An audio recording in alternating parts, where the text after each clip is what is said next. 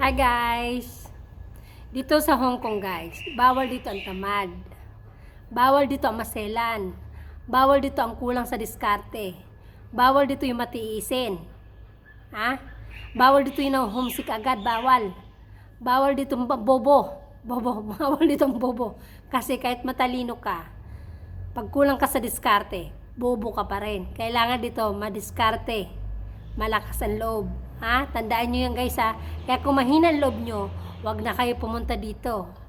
Kung malakas ang loob ninyo at kaya yung tiisin lahat, di pumunta kayo ng Hong Kong. Pero kung bobo ka, wala kang alam